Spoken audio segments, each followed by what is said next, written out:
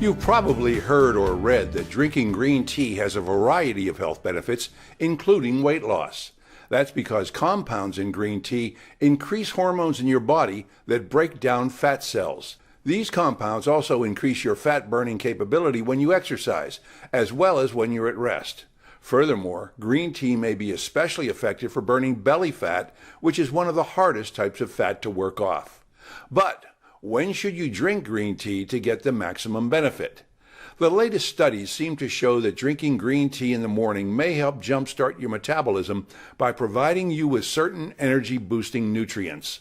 These also help you focus and concentrate your cognitive abilities as you get your day underway. Several studies indicate that drinking green tea just before exercising may be especially beneficial too.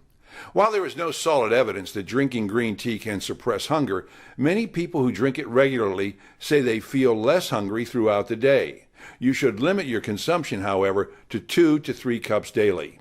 Green tea is available in a variety of forms and brands. One of the best is a type called matcha green tea, which is usually found in most supermarkets.